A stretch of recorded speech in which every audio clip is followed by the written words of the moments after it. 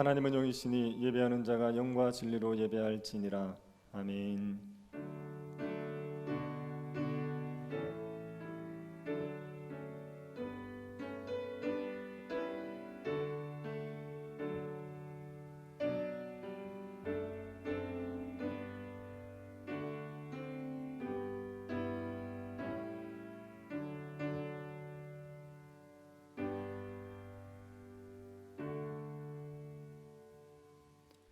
자비하신 하나님께서 주의 보혈로 우리를 씻어주심을 감사를 드립니다.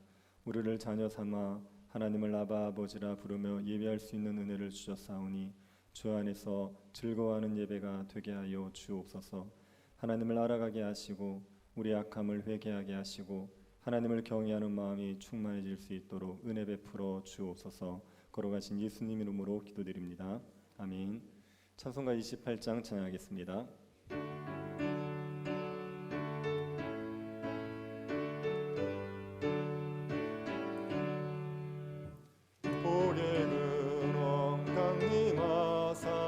찬송하게 하소서. 한량없이 자비하심 증량할 길 없도다. 천사들의 찬송가를 내게 가르치소서.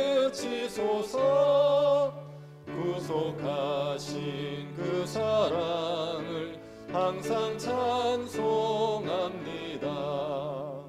주의 크신 도움받아 이때까지 왔으니 이와 같이 천국에도 이르기를 바라네.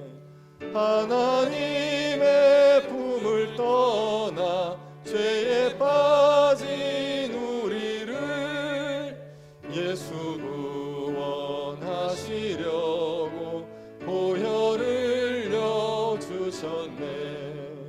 주의 귀한 은혜 받고 일생 빚진 자배네. 주의 은혜 사슬 되사 나를 주께 매소서.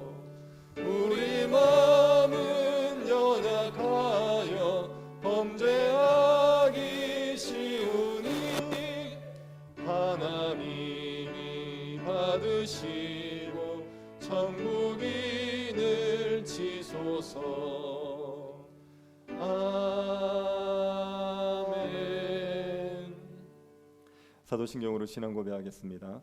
전능하사 천지를 만드신 하나님 아버지를 내가 믿사오며 그 외아들 우리 주 예수 그리스도를 믿사오니 이는 성령으로 잉태하사 동정녀 마리아에게 나시고 본디오 빌라도에게 고난을 받으사 십자가에 못 박혀 죽으시고 장사한 지 사흘 만에 죽은 자 가운데서 다시 살아나시며 하늘로 오르사 전능하신 하나님 우편에 앉아 계시다가 저리로서 산 자와 죽은 자를 심판하러 오시리라. 성령을 믿사오며 거룩한 공예와 성도가 서로 교통하는 것과 죄를 사하여 주시는 것과 몸이 다시 사는 것과 영원히 사는 것을 믿사옵나이다. 아멘. 박형수 장님 기도하시겠습니다.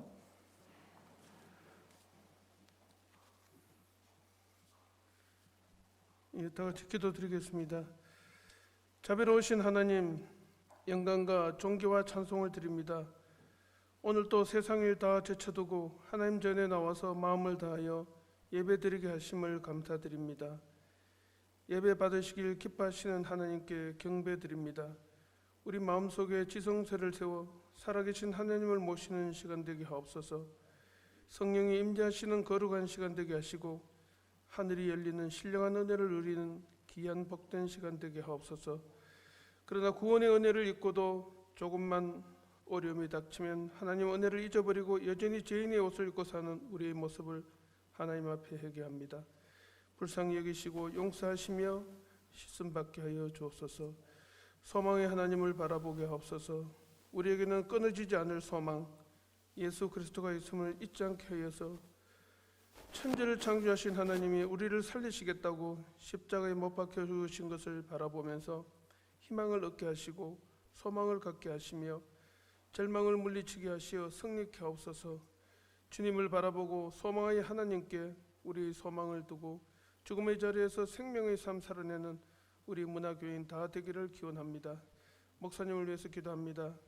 이 시대 문화교회를 향한 하나님의 비전을 잘 깨닫게 하시고 하나님의 은혜로 목회할 수 있도록 도와주옵소서. 늘 아버지의 마음을 품게 하옵소서. 우리 교회 모든 교육자들도 동일한 은혜를 하옵소서. 국가를 위해 기도합니다. 코로나와 변이 코로나 때문에 경제 때문에 어려운 상황입니다. 이럴 때 예수 그리스도를 바라봅니다. 절망의 자리에서 십자가 소망을 붙잡고 일어나고 승리하고 성공하는 우리 문화교인 다 되기를 소망합니다. 코로나 백신이 빨리 보급이 되고 지역 방역 체제가 갖추어져서 코로나가 정식되고 경제가 회복되고 생활신앙도 회복되게 하여 주옵소서. 특별히 이 민족을 국리를 여기사 하나님을 경외하는 민족 되게 하옵소서. 여호와 앞에 오만하지 않는 민족, 더 이상 유교와 같은 참화가 일어나지 않는 그런 민족으로 불쌍히 여겨주시기를 소망합니다. 교회 이전과 건축을 위해 기도합니다. 임시 예배소 이전을 위한 용도 변경 신청이 허가 났음을 감사드립니다. 내 의욕과 내 경험은 다 내려놓고 함께 고민하여 하나님이 기뻐하시는 예배당으로 임시로 순리대로 잘 이전케 해주시고 또한 100년을 바라보며 새로운 교회가 설계가 되고 건축이 되도록 하나님 간섭하여 주옵소서. 우리 비전도 안목도 크게 키워 주옵소서. 특별히 교회당 건축 시에 발생하는 지역 주민들과의 민원도 하나님께서 그대로 어루만져 주셔서 때법을 쓰지 않도록 간섭하여 주옵소서. 하나님 아버지, 이 땅의 수고를 위로하여 주시고 우리 교회가 물된 동산 같은 교회 되게 하사 저희의 기쁨과 즐거움과 찬송하는 소리가 끊어지지 않게 하옵소서. 오늘 함께 지어져 가느라는 말씀을 볼 때 성령 하나님 지혜 주시고 기쁘게 해주시고 깨달음을 주셔서 우리 마음을 열게 하시고 그 말씀대로 살아가려고 노력하는 믿음의 사람들 다 되게 도와주옵소서. 종의 기도와 우리 이름을 주의 이름을 경외하며 기뻐하는 우리 모두의 기도를 들으사 오늘 저희가 형통하여 하나님 앞에 크게 은혜를 입기를 원합니다. 시종을 주님에게 맡겨오며 우리를 구원해 주신 예수님의 이름으로 감사하며 기도드리옵나이다. 아멘.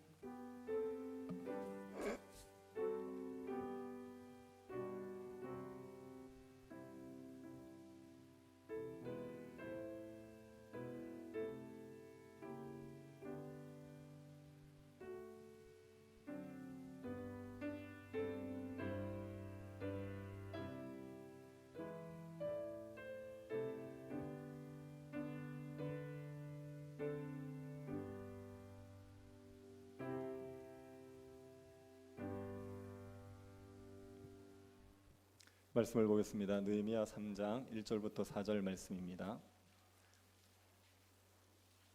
느헤미야 3장 1절부터 4절입니다. 찾으셔서 한 절씩 교도하겠습니다. 찾으셨으면 교도하겠습니다. 그때 대제사장 엘리야십이 그의 형제 제사장들과 함께 일어나 양문을 건축하여 성별하고 문짝을 달고 또 성벽을 건축하여 한메아 망대에서부터 하나넬 망대까지 성별하였고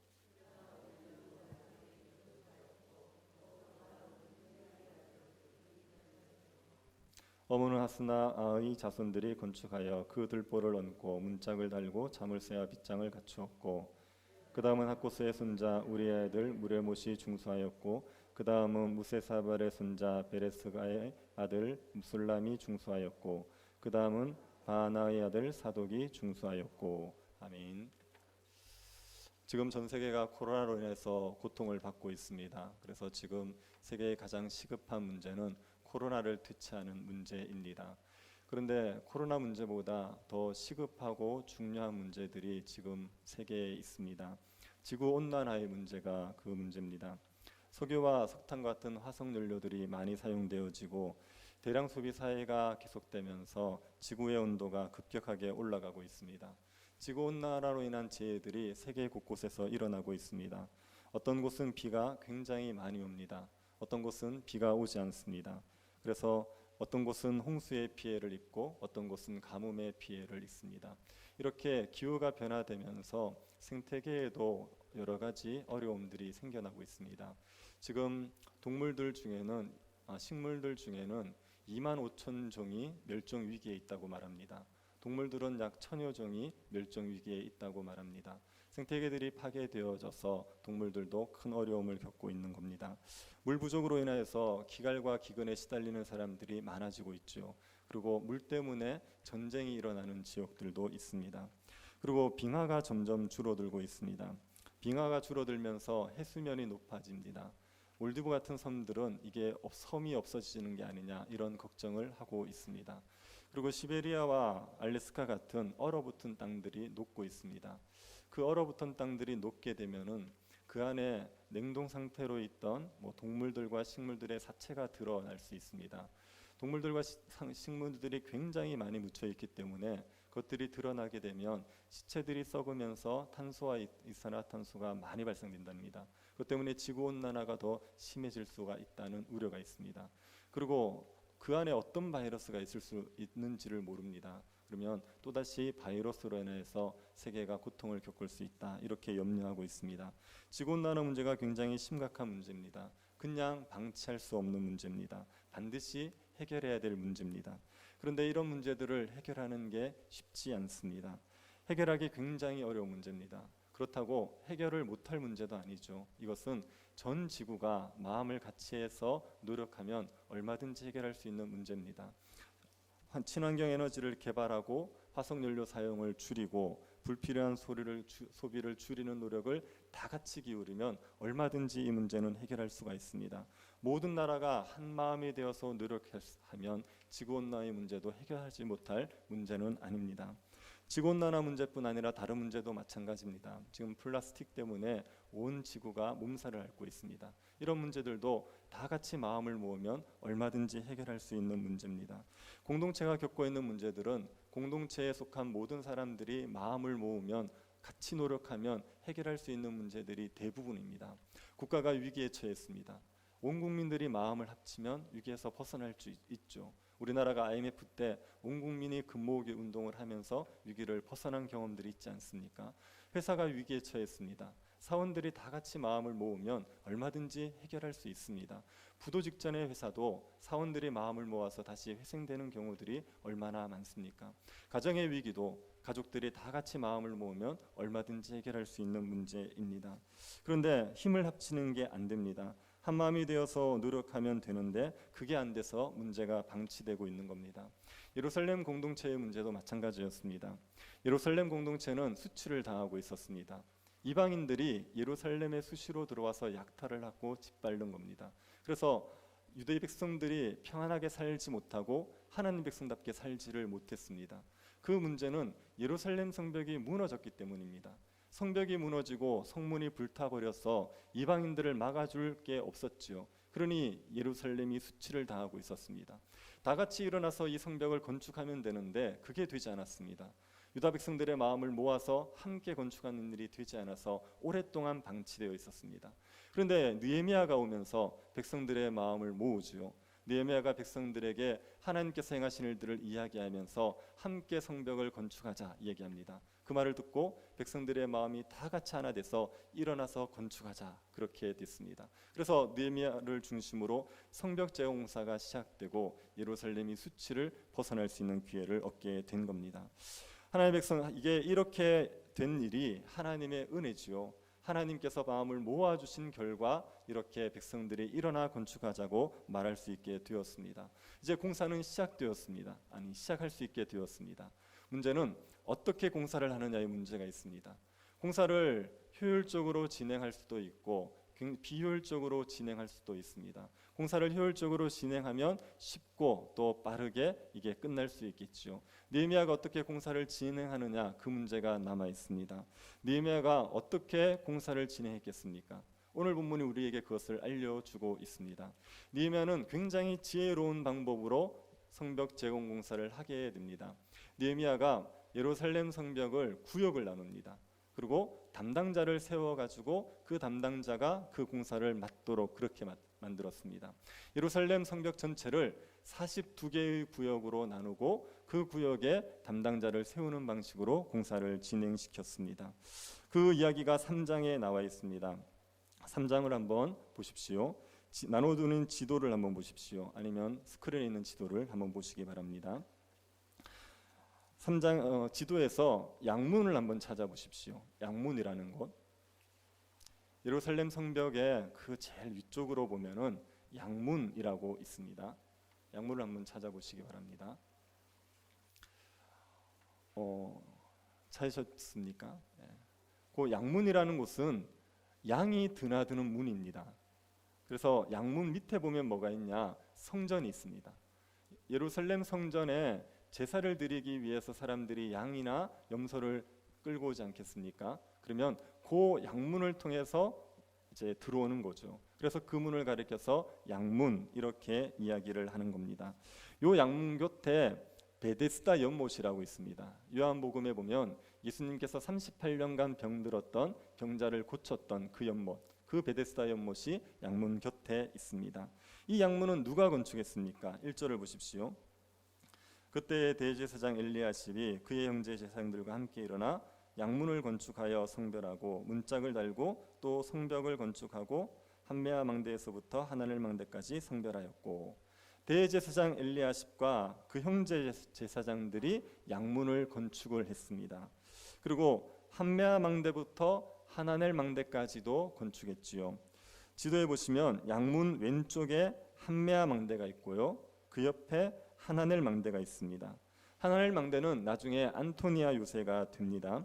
대제사장 엘리야십과 그 형제 제사장들이 양문에서부터 하나넬 망대까지를 담당해서 건축했습니다. 제사장들이 왜 이곳을 담당했겠습니까? 요 밑에 성전이 있지 않습니까? 제사장들은 성전에서 섬기는 사람들입니다. 그러니 성전 가까이에 있는 양문 구역을 담당했던 것입니다. 그리고 지도에서 어문을 한번 찾아보십시오. 양문에서 왼쪽으로 가면 어문이 나오게 되어 있습니다. 어문이 있습니다. 어문이라는 것은 갈릴리 바다에서 잡은 고기, 물고기 이런 것들이 들어오는 곳입니다. 그래서 물고기가 들어온다 그래서 그 문을 어문 이렇게 말합니다. 이 어문은 누가 담당합니까? 3절을 보시기 바랍니다. 어문은 하스나의 자손들이 건축하여 그 들보를 얻고 문짝을 달고 자물쇠와 빗장을 갖추었고, 어문은 하스나의 자손들이 건축했습니다. 하스나의 자손들은 스나라는 지역 사람들을 말하는 것입니다. 보통 유다 사람들은 누구의 자손이라고 조상들의 이름을 말하게 되어 있습니다. 내가 누구의 자손입니다 이렇게 얘기합니다. 근데 포로에서 돌아온 사람들 중에 자기 조상들을 모르는 사람들이 있습니다. 조상들이 누군지를 모르고 자기 조상들이 살았던 지역만 아는 사람들이 있습니다. 그래서 그런 사람들은 누구의 자손이라고 얘기하지 않고 어느 지역의 사람들 이렇게 얘기합니다. 2절도 한번 보시면 여리고 사람들이라고 있습니다. 2절에 보면 여리고 사람들이라고 있는데 이 사람들은 조상들이 여리고에 살았던 사람들입니다. 그래서 조상이 누군지는 모르겠는데 조상들이 여리고에 산 것은 아니까 여리고 자손 이렇게 얘기했습니다. 하스나의 자손들도 마찬가지입니다. 하라는 게 정관사고 스나라는 것이 지명입니다. 그래서 스나라는 지명에 살았던 사람들의 자손들, 이 사람들이 어문을 담당하게 되는 겁니다.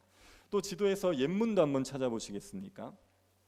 어문에서 다시 왼쪽으로 좀 가시면 옛문이라고 있습니다.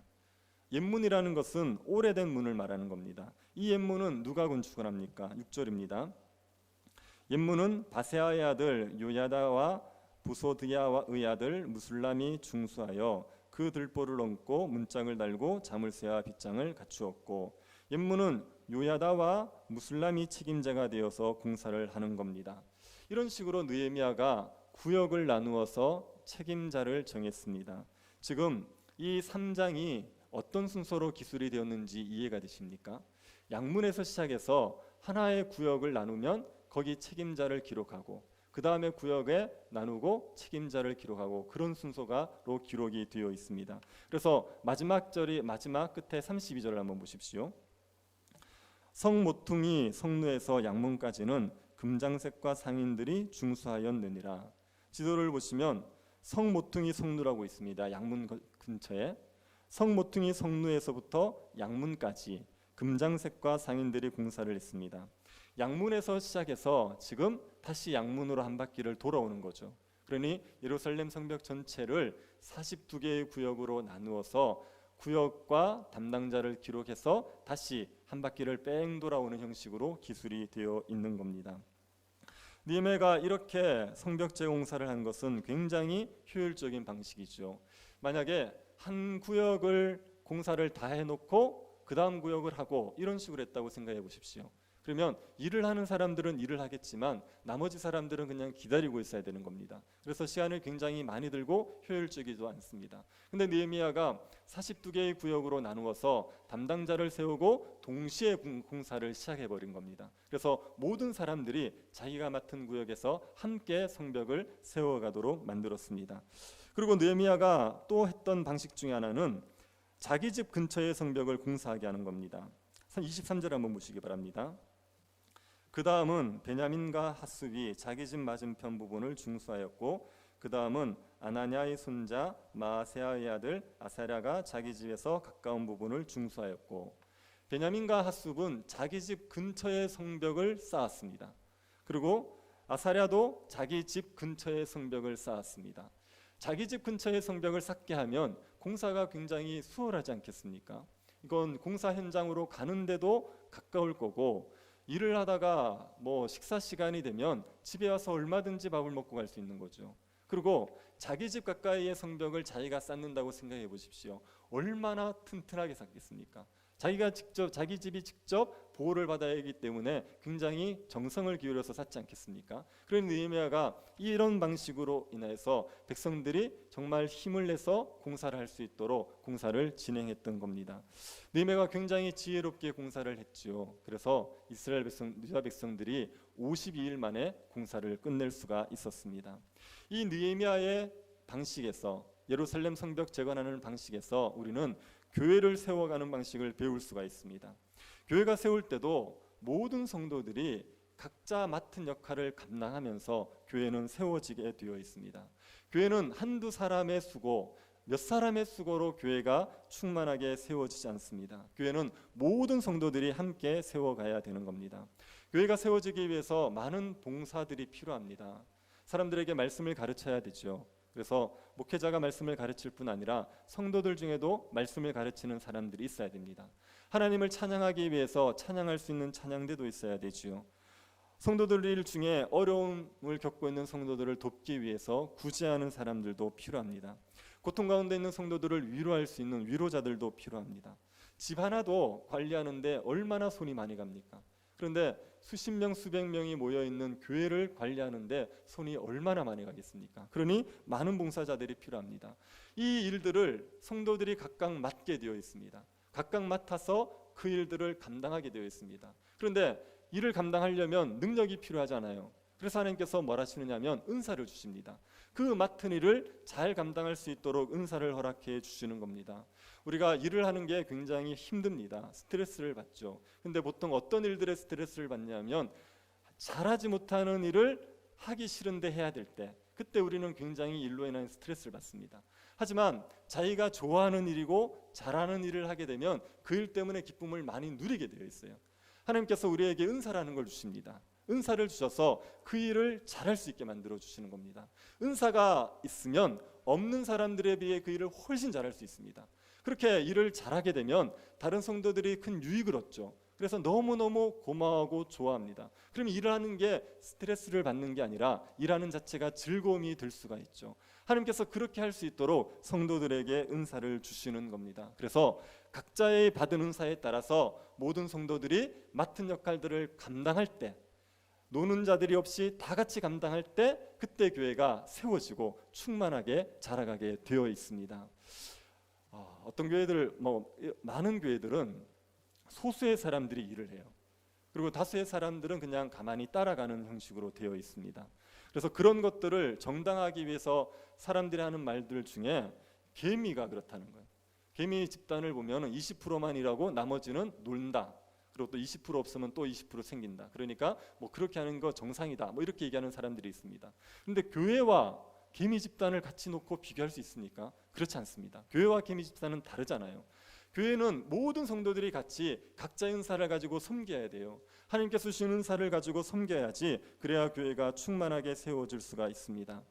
교회가 몇 사람의 수고로 인하여서 좀 사람들이 늘어날 수는 있어요. 뭐 몇 명이 열심히 교회를 하면 그러면 성도의 수가 조금 늘어날 수 있습니다. 그런데 그걸 가지고 교회가 세워졌다고 말하지 않아요. 교회가 세워졌다고 말하는 것은 교회가 충만함을 누리는 겁니다. 교회 성도들이 모였을 때 천국을 맛본다고 말할 수 있을 정도의 충만함을 누리는 거예요. 여기에 기쁨이 있는 겁니다. 여기에 평강이 있는 겁니다. 사람들에게 한번 와보라고 말할 수 있을 그런 그 사랑의 모습들이 우리에게 있는 거죠. 그런 상태를 가리켜서 교회가 세워졌다고 말하는 겁니다. 교회가 충만하다고 말하는 겁니다. 지금 뭐 우리는 무너져 있느냐? 그렇지 않죠. 지금도 우리에게 이런 모습들이 있어요. 천국을 맛보고 누리는 모습들이 있지만 이것들을 더 충만히 누려서 하나님의 복음을 영광스럽게 하고 사람들에게 복음을 담대히 선포할 수 있는 그런 교회가 되는 것, 그게 교회가 세워졌다고 말하는 거 아니겠습니까? 그런 교회를 세워가는 것은 한두 사람의 수고로 절대로 되지 않습니다. 정말 성도들이 같이 은사를 가지고 섬겨야지, 자신의 맡은 역할들을 감당하고 함께 수고해야지만 그래야지 이런 충만함을 누릴 수가 있습니다. 교회를 섬기는 일을 우리가 짐으로 여길 수 있지만 교회를 섬기는 일은 우리에게 주어진 특권 중에 하나입니다. 아무나 교회를 섬기고 싶다고 섬길 수 있는 게 아닙니다. 느헤미야가 성벽재건공사를 할 때 성벽재건공사에 참여하고 싶다고 해서 다 참여시키지 않죠. 이방인들은 배제시킵니다. 유다 백성들만 성벽재건공사에 함께 할 수 있게 합니다. 스룹바벨도 성전을 공사할 때 이방인들이 함께 하겠다고 말하는데 잘라버립니다. 이방인들 못한다, 안 된다, 너희들에게는 이것을 할 수 있는 몫이 없다. 그리고 유다 백성들에게만 성전 재건에 참여할 수 있도록 만듭니다. 그렇게 하는 이유가 있습니다. 교회를 세워가기 위해서 하나님께서 성도들을 부르시거든요. 하나님의 백성들을 부르시거든요. 이 하나님의 백성들, 하나님의 은혜를 받은 백성들만이 하나님의 일을 감당할 수가 있습니다. 하나님의 일은 인간적으로 자신의 열심이나 능력으로 감당할 수 있는 일이 아닙니다. 성전 재건 공사하는 일이 얼마나 힘들겠습니까? 이건 정말 힘든 일입니다. 그런데 내 열심으로 이거를 감당한다고요? 내 능력으로 감당한다고요? 사사로운 욕심으로 감당한다고요? 그렇게 될 문제가 아닙니다. 이건 하나님의 일이기 때문에 철저히 하나님을 의지해야 돼요. 하나님이 주시는 능력으로만, 하나님이 주시는 성령의 능력으로만 이 일들을 감당할 수가 있습니다. 그런데 이방인들이 성령을 받았습니까? 이방인들의 하나님의 능력이 뭔지를 압니까? 그들을 공사에 참여시켜 보십시오. 그러면 일은 안 하고 일을 만들게 되어 있어요. 일을 좀 하다가 온갖 불평들을 쏟아냅니다. 이건 이렇고 저건 저렇고 온갖 불평들을 하는 거죠. 사람들 사이를 이간시켜서 사람들을 힘들게 만들어 버리는 겁니다. 그리고 조금이라도 뭔가 기여해 보십시오. 그러면 자기들이 뭔가 했다고 자랑하게 되는 거예요. 그래서 공동체를 힘들게 만들어 버립니다. 이거는 하나님의 성령으로만 봉사할 수 있는데 이방인들은 성령이 뭔지도 모르고 하나님의 능력이 뭔지를 몰라요. 이런 사람들을 함께 참여시키게 되면 일 자체도 너무 어려울 뿐 아니라 안 될 뿐 아니라 하나님의 영광을 가리게 되는 거죠. 그래서 느헤미야가 아예 이방인들은 참여도 시키지 않았습니다. 교회를 봉사할 때도 마찬가지입니다. 교회를 봉사할 때도 봉사자를 세울 때 세례받은 사람들을 세운다고요. 성령 받은 사람들을 세우게 되어 있습니다. 왜냐하면 봉사는 성령의 능력으로 한다 그랬어요.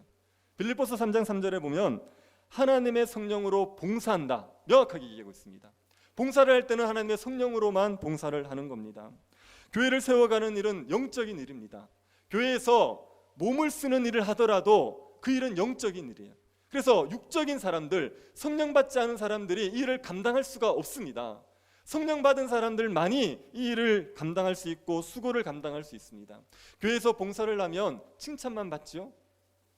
교회에서 수고하면 사람들이 다 잘했다고만 하고 격려만 해주지요. 그런 게 어디 있습니까? 교회 안에서 열심히 수고하는데도 불구하고 비난하는 사람들이 있는데요.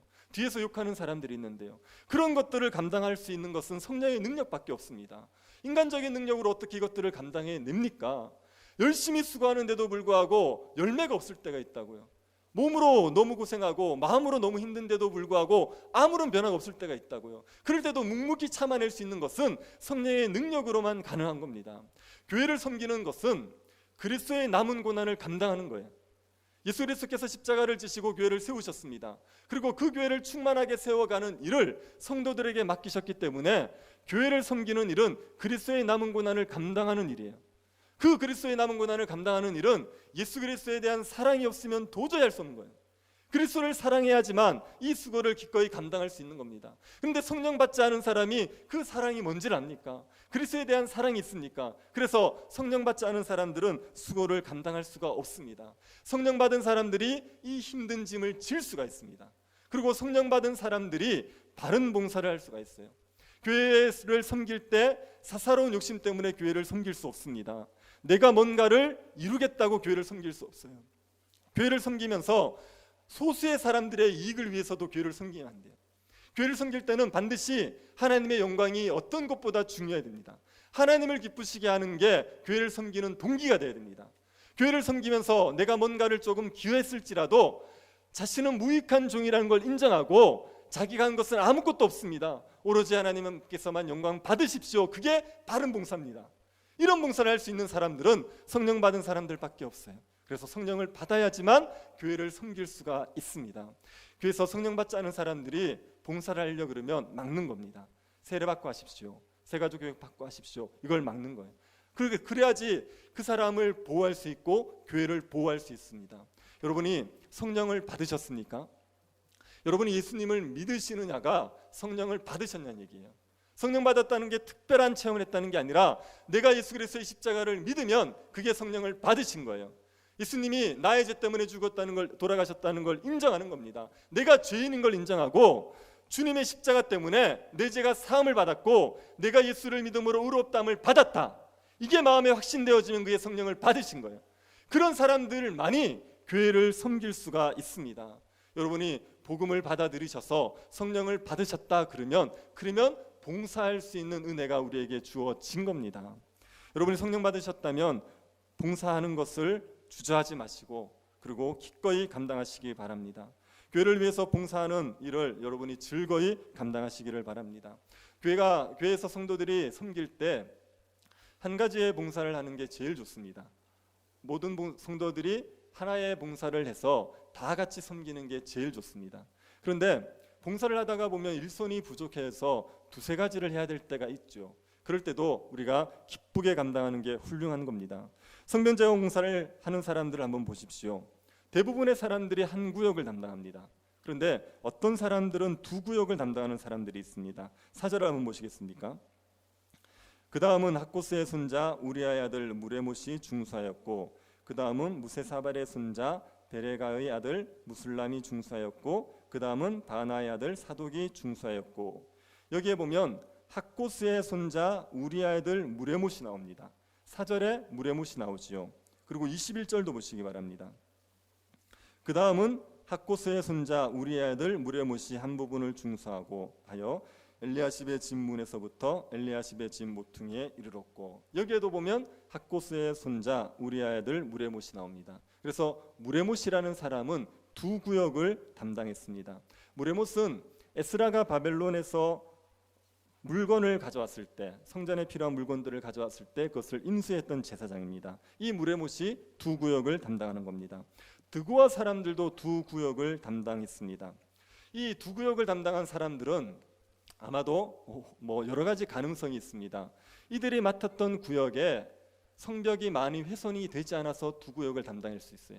아니면 이들이 열심히 있어서 두 구역을 담당했을 수 있습니다. 어쨌든지 간에 이 사람들은 한 구역만 담당하지 않고 그리고 두 구역을 담당했던 사람들입니다. 한 구역만 담당하면 자기의 몫을 한 거예요. 그럼에도 불구하고 더했던 사람들이 이 사람들입니다. 우리가 교회에서 봉사하다가 보면 일손이 부족해서 하나만 봉사할 수 없고 이것도 하고 저것도 할 수가 있습니다. 개척교회에 가면 그런 분들이 많이 있죠. 차량 봉사를 하고 성가대도 하고 주일학교 교사도 하고 청년회 회장도 하는 겁니다. 그렇게 여러 일들을 하는 그런 경우들이 있습니다. 이렇게 안 하는 게 좋지만 이렇게 하시는 건 굉장히 훌륭한 겁니다. 내 할 몫만 했다고 그치지 않고 다른 사람들이 하지 않는 몫까지 같이 감당해주면 그건 정말 훌륭한 겁니다. 보통 교회에서 하나를 섬기는 건 성도로서 마땅한 바예요. 그래서 이건 자랑할 게 없어요. 하나님 앞에 상급받을 일이 없습니다. 왜요? 당연히 하나는 해야 되는 거니까. 그런데 한 몫을 다했다, 더 수고했다, 그러면 하나님께서 주시는 상급을 받을 수가 있겠지요. 봉사를 할 기회가 주어졌을 때 몸을 사리지 않고 더 열심히 봉사한다면 훌륭하게 잘하시는 겁니다. 다 같이 성도들이 섬길 때 이때 뒷짐지고 계시면 안 됩니다. 교회에 할 일들이 많은데 그것을 뻔히 보면서도 모른 척하고 계시면 안 됩니다. 예루살렘 성벽제 공사를 할 때 함께 하지 않았던 사람들이 있습니다. 3자 구조를 한번 보십시오. 그 다음은 두고와 사람들이 중수하였으나 그 귀족들은 그들의 주인들의 공사를 분담하지 아니하였으며, 두고와의 귀족들이 이 주인의 공사를 분담하지 않았습니다. 여기서 말하는 주인이라는 것은 느헤미야와 지도자들을 말하는 겁니다. 느헤미야가 지금 총독으로 와 있습니다. 그래서 그 유다 백성들을 다스리고 있죠. 그런데 그 느헤미야의 지도를 따르지 않았다. 느헤미야가 하는 공사에 동참하지 않았다는 겁니다. 두고와 귀족들이 성전 공사, 성벽 공사에 동참하지 않은 이유가 뭔지는 모르겠습니다. 어떤 이유가 있었는지 모르겠지만 그들은 합당한 이유로 공사에 참여하지 않은 건 아니에요.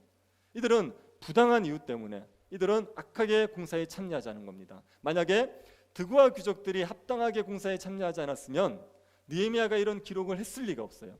이들이 공사에 참여하지 않았다, 이걸 기록했을 리가 없어요. 그런데 이들이 지금 부당하게 공사에 참여하지를 않는 겁니다. 그래서 이 두고와 귀족들이 공사에 참여하지 않았다고 명시적으로 기록해 놓은 거죠. 두고와 귀족들은 느헤미야가 하는 일에 동참하지 않았죠. 이것은 하나님의 일에 동참하지 않은 겁니다. 느헤미야가 자기의 계획으로 지금 공사를 하고 있습니까? 하나님께서 주시는 마음 때문에 공사를 하고 있잖아요. 그럼에도 불구하고 공사에 참여하지 않은 것은 하나님의 뜻에 순종하지 않은 겁니다. 성도가 교회를 섬기는 게 하나님의 뜻입니다. 우리가 하나님께서 세우신 교회를 섬기도록 부름을 받았고, 하나님께서는 교회의 봉사를 하라고 우리에게 일들을 맡기시는 겁니다. 교회를 섬기는 것은 성도로서 마땅히 해야 될 의무지요. 이것을 하지 않으면 하나님의 뜻을 거스르는 겁니다. 하나님의 뜻에 순종하지를 않는 겁니다. 우리가 교회에서 세례를 받지 않습니까? 세례를 받을 때 하는 서약 중에 하나가 교회의 관할과 치리에 복종하고 그 청결과 화평함을 이루도록 힘쓰겠다, 이거를 서약했어요. 교회의 관할과 치리에 복종하겠다, 교회의 화평함과 정결함을 이루는데 내가 힘쓰겠다, 이거를 서약했단 말입니다. 그러니 그 서약을 생각해서도 우리가 교회를 섬기는 게 너무나도 마땅한 거죠. 교회를 섬기는 사람들, 모든 성도들이 교회를 섬기는 의무를 감당해야 됩니다. 특별히 직분자들은 교회를 섬기는 일들을 감당해야 되죠. 두고와 귀족 같은 사람들이 공사를 담당하지 않는 것은 나쁜 겁니다. 두고와 귀족이라는 것은 하나님의 은혜로 신분이 높아진 사람 아닙니까? 하나님의 은혜를 많이 누린 사람들 아닙니까? 그러면 이렇게 어려울 때 더 많은 수고를 감당해야 된다고요. 그런데 공동체가 수고하는데 그 은혜를 많이 누렸던 사람들이 뒷짐지고 있었던 것은 나쁜 거죠. 이것은 책망받을 일입니다. 교회가 섬기는데 뒷짐지고 있으면서 은혜를 많이 받은 사람들이 뒤에서 뒷짐지고 있으면 그것은 하나님의 뜻을 거스르는 책망받을 일을 하고 있는 겁니다. 그러니 우리에게 주어지는 일들, 함께 교회에 수고해야 될 때 우리의 몫들을 감당하면서 봉사하시고 교회를 세워가시기 바랍니다. 교회를 섬기는 일들을 굉장히 귀하게 여기십시오. 교회를 섬기는 모든 분들이 다 귀합니다. 한 사람도 귀하지 않은 분 없습니다. 예루살렘 성벽 재건공사하는 것을 다시 한번 생각해 보십시오. 예루살렘 성벽 재건공사할 때 느헤미야가 어떤 방식으로 했다 그랬죠? 42개의 구역을 나누어서 그 담당자를 세워서 공사를 진행시켰죠. 이 공사할 때 모든 사람들이 다 중요하죠. 느헤미야는 공사를 진행하니까 굉장히 중요하죠. 그런데 느헤미야 말고라도 우리가 이름을 들으면 생소한 사람들이 있습니다. 삭굴, 이런 사람들, 여다야, 우리가 들어본 적이 없는 사람들입니다. 이런 사람들도 굉장히 중요합니다. 왜냐하면 이 사람들이 자신이 담당한 구역을 소홀히 해보십시오. 그러면 전체가 수고하는 것이 의미가 없어져요. 이 42개의 구역으로 성벽이 나누어져서 공사가 됩니다. 그런데 만약에 41개의 구역은 다 공사가 됐어요. 한 곳이 안 됐습니다. 그러면 성벽이 기능을 할 수 있습니까? 성벽은 다 같이 쌓아져야지 성벽의 기능을 하는 거예요. 한 곳이라도 무너져 버리면 그러면 나머지 곳을 아무리 열심히 해도 의미가 없어집니다. 그래서 공사를 맡은 한 사람들이 다 소중한 사람들이에요. 이들이 제 역할들을 감당하지 못하게 되면 그러면 이게 그 나머지 사람들의 수고가 헛되어져 버리는 문제가 생기는 겁니다. 이걸 현대적인 예로 한번 설명해 보죠. 요즘에 우주선을 굉장히 많이 만들어내고 있습니다. 우주전쟁 시대라고 할 만큼 우주에 대해서 나라마다 관심이 많죠. 우리나라에서도 우주 발사체를 개발하고 있습니다. 근데 우리나라보다 훨씬 앞선 곳들은 우주 수송선을 만들고 있습니다. 우주에 수송선을 보냈다가 다시 귀환을 하는 거죠. 그런데 그 우주 수송선 하나에 들어가는 부품이 28만 개랍니다. 28만 개의 부품이 모여져서 수송선 하나가 만들어지는 겁니다. 그 중에 부품 하나가 고장나면 이 수송선 자체가 실패하는 거예요. 그래서 모든 사람들이 다 잘했는데 한 사람이 부품을 잘못했다. 그러면 그 나머지 사람들의 수고가 의미 없어지는 거예요. 이게 교회를 세워가는 것도 이렇습니다.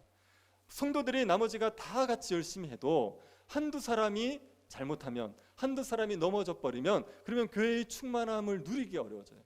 다른 사람들의 수고가 헛되어질 수가 있습니다. 그래서 모든 성도들은 한 명 한 명 너무나도 귀해요. 그 누구도 소중하지 않은 사람이 없습니다. 우리가 맡은 일들을 충성스럽게 감당해야 된다는 측면에서 이걸 생각해야겠지만 우리가 다른 지체들을 귀하게 여겨야 된다는 측면에서 이걸 생각하십시오. 교회에서 봉사하고 있는 사람들을 괴롭히면 안 됩니다. 그 사람을 무너뜨려 가지고 우리가 무슨 유익을 얻겠습니까?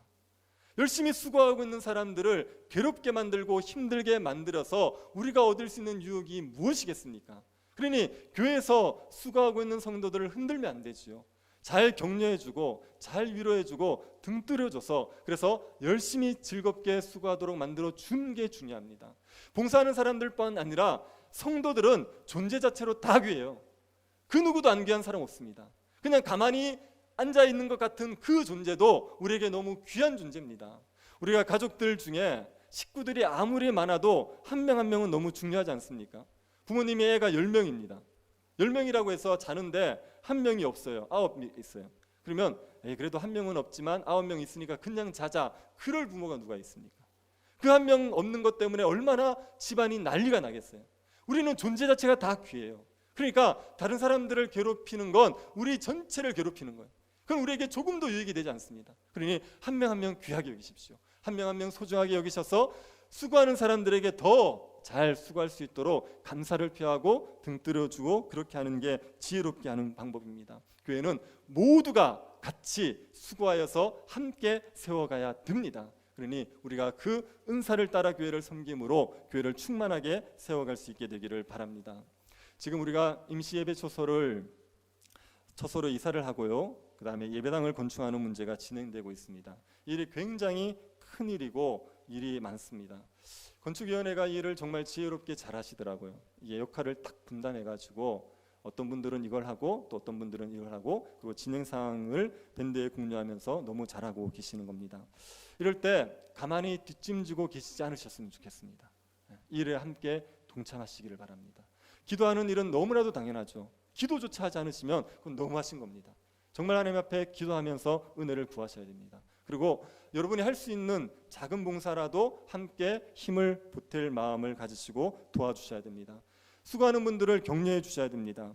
이분들이 매주 모여서 회의하고 주중에도 나와서 수고하시는 분들이 많이 있습니다. 그런 분들을 위해서 기도해 주시고 감사를 표해 주시고 또 지도하는 것에 잘 따라 주시기 바랍니다. 어떤 분들은 수고하는 분들을 위해서 식사를 대접하시는 분들도 있던데 정말 귀하고 잘하시는 겁니다. 수고하는 분들이 기쁨으로 감당할 수 있도록 잘 격려해 주시기 바랍니다. 우리가 그리고 예배당을 새롭게 건축하는 게 교회를 세워가는 출발입니다. 새롭게 한 번 더 교회가 충만해지는 기회지요. 그런데 그 안에서 성도들이 함께 수고하는 게 필요합니다. 교회당을 새롭게 짓더라도 수고하지 않으면 교회가 충만하게 자라갈 수 없죠. 그러니 모든 성도들이 함께 수고를 감당해야 됩니다. 우리 교회는 교회 사역을 9개의 위원회가 나누어서 감당하고 있습니다.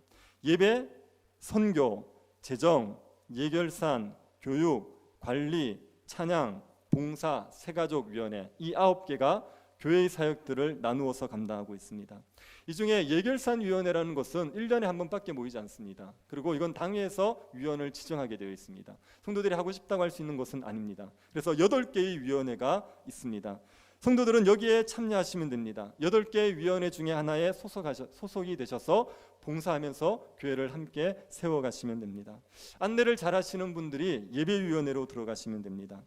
선교에 관심이 있으신 분들은 선교위원회에 소속되셔서 선교 사역들에 협력하시면 됩니다. 주일학교를 보면 너무 이제 열정이 생긴다 그러신 분들은 교육위원회를 가시면 되죠. 교회 건물을 관리하는 게 난 너무 좋다 그런 분들이 관리위원회로 가시면 되는 겁니다. 위원회에 소속이 되셔서 여기에서 함께 봉사하면서 섬기는 겁니다. 그리고 교회에 전도회가 있죠. 전도회의 조직은 우리가 함께 교제하는 조직입니다. 전도회에 속속해서 성도들이 같이 교제를 나누시면 됩니다. 지금은 전도회가 한 달에 한 번, 그 코로나 때문에 모이지도 못하지만 한 달에 한 번씩 모이는 그런 구조입니다. 새 교회당에 가면 우리들이 매주 전도회가 모이는 구조로 바꿀 생각입니다. 전도회를 위해서 지금 새 교회당에 전도회실을 마련할 생각이 있습니다. 그래서 함께 모여서 교제를 나누는 겁니다. 성도들이 처음에 교회를 오면 새가족위원회에 소속이 될 겁니다. 그리고 새가족위원회에서 교육을 받고 그러고 나서 새가족위원회를 마치면 위원회로 들어가고 전도회로 들어갑니다. 그래서 전도회에서는 교제를 나누고 그리고 위원회에서는 사역을 하는 겁니다. 그렇게 해서 함께 교회를 세워가는 그런 교회가 되기를 지금 준비하고 소망하고 있습니다. 모든 성도들이 전도회 위원회에 소속이 되어서 함께 교제하고 함께 교회를 섬기면 교회가 충만함을 누릴 수 있죠. 교회가 하나님 나라를 맛본다고 말할 수 있을 충만한 은혜가 우리에게 가득하게 되어 있습니다. 제가 이런 이야기를 하면 어떤 분들이 그런 분들을 합니다.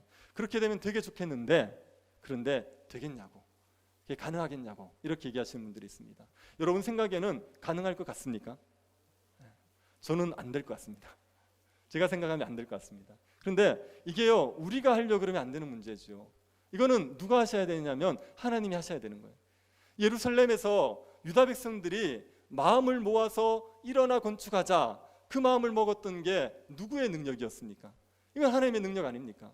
하나님께서 은혜를 부으셔서 그래서 이 일들이 일어나게 된 거거든요. 마음을 모아서 같이 교회를 섬긴다, 이건 사람이 만들어낼 수 있는 일이 아닙니다. 이건 하나님께서만 하실 수 있는 일이에요. 그 일을 위해서 우리가 할 일이 무엇이겠습니까? 기도하는 거죠. 하나님 앞에 은혜를 구하면서 기도해야 됩니다. 느헤미야가 예루살렘 성벽 재건을 앞두고 수개월을 기도했잖아요. 느헤미야 혼자 기도했습니까? 하나님을 경외하기를 기뻐하는 종들이 함께 기도했다고요. 느헤미야와 하나님을 경외하는 종들이 함께 기도하면서 준비했던 일입니다. 그러자 하나님께서 선한 손의 도우심으로 일어나 건축할 수 있도록 만들어 주신 거죠. 그래서 우리가 이 하나님의 선한 손의 도움이 있기를 기도합시다. 모든 성도들이 일어나 함께 교회를 세워가기를, 다 같이 교회를 세워가는 일들이 우리 가운데 일어날 수 있게 해달라고 기도합시다. 하나님께 기도하면서 은혜를 구하여서 하나님의 선한 손의 도움으로 모든 성도들이 교회를 함께 세워가며 충만함을 누리는 그런 교회로 자라갈 수 있게 되기를 간절히 바랍니다. 하나님 아버지, 우리를 교회로 불러주셔서 감사드립니다. 주께서 우리에게 맡겨주신 직분들, 또 우리에게 맡겨주신 일들을 주님의 은사로 충성스럽게 감당하면서 교회를 함께 세워가게 하여 주옵소서.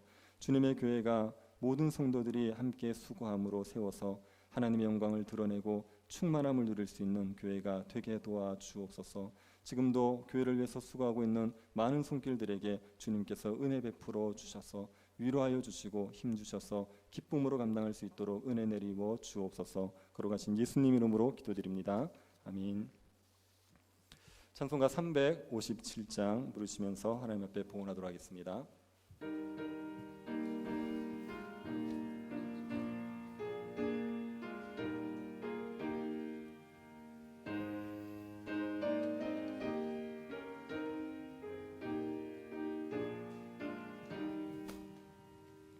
주 믿는 사람 일어나 다 힘을 합하여 이 세상 모든 마귀를 다 쳐서 멸하세.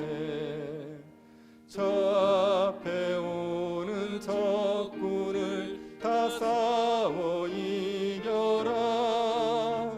주 예수 믿는 힘으로 온 세상 이기네. 믿음이 이기네. 믿음이 이기네. 주 예수를 믿음이 온 세상 이기네. 온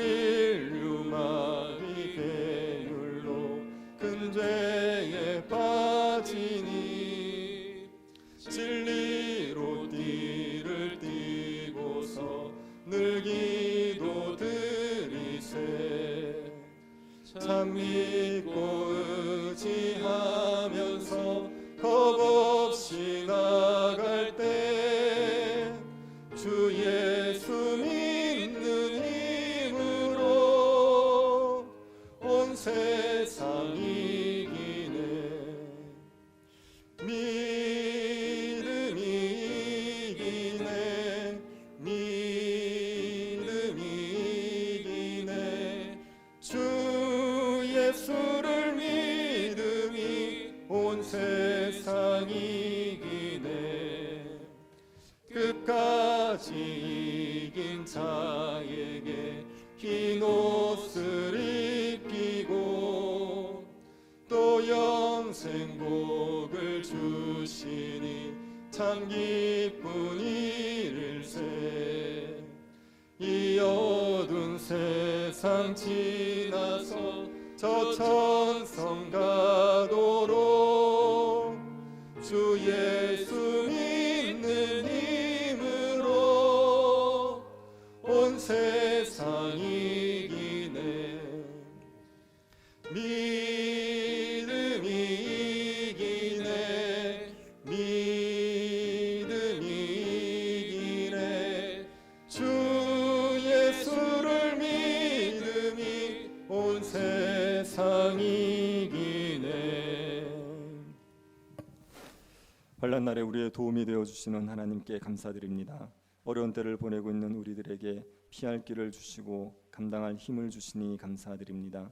주의 은혜를 기억하고 주 앞에 드리는 감사의 예물을 기쁘게 받아 주옵소서.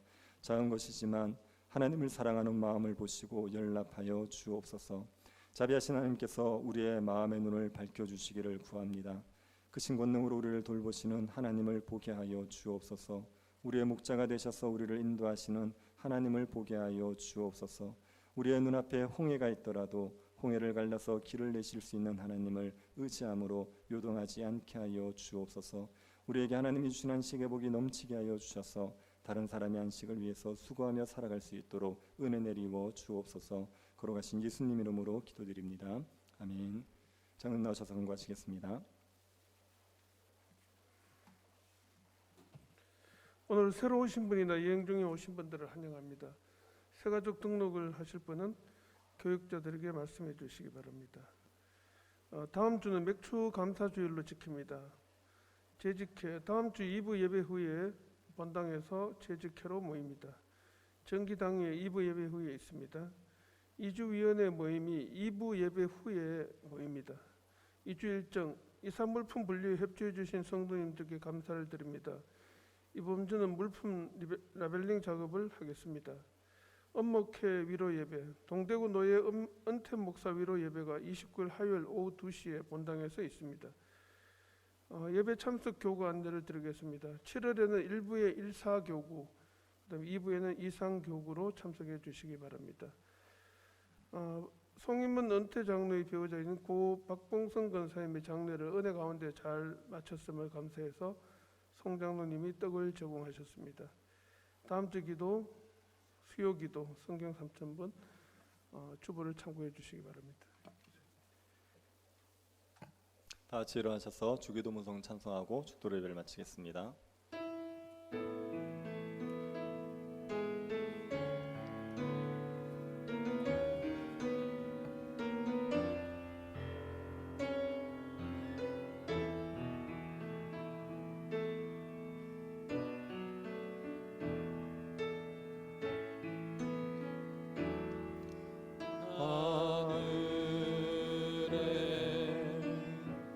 대신 아버지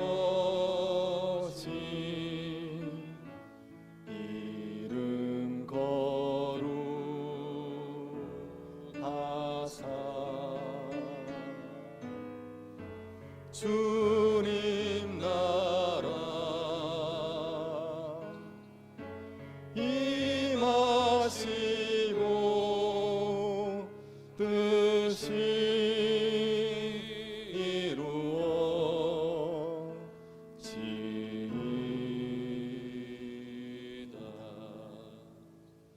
일용할 양식 주시고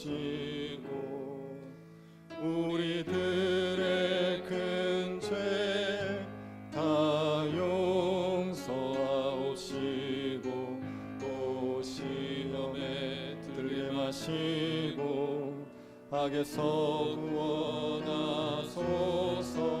내게 주의 나라 주의 권세 주의 영광 영원히